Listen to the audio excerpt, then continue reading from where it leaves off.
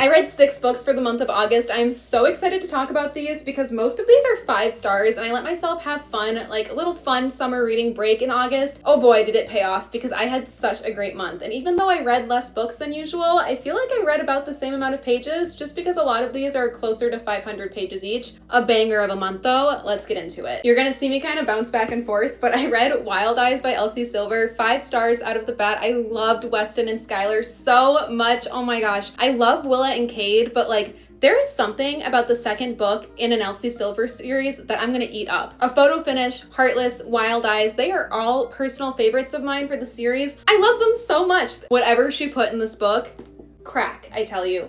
5 stars. Yours Truly by Abby Jimenez. This is the second book in the Part of Your World trilogy, I believe, and I loved this so much. You follow Alexis's friend Bree from the hospital if you read Part of Your World. Please read them in order because you get so much more out of them. Another 5-star banger for me, and I just loved the way that Bree knew how to love Jacob in every single way that like somebody with social anxiety and like overthinking and worrying needs. I relate to that so much. There's so many little details that are just so specific that I don't know how she knew to put in here, but very special place in my heart for this story. Bouncing back to Rose Hill, I read Wild Side, which is the 3rd book, and suddenly I love wrestling. Again, 5 stars. Going back to Abby Jimenez, I ended off with Just for the Summer, and oh my god, I love this book so much. She writes rom-coms so well. You need to read this. As someone that lives in Minnesota too, it is so fun to read a book that takes place here. What was so addicting about this book? Like, why was I so attached to a story that should have been so corny? I rated this 5 stars. I tabbed a lot. It's written so well. There's so many different like monologues in here that had me sobbing. I also love how real her books are. She puts in so many sad, real life shit into her books, and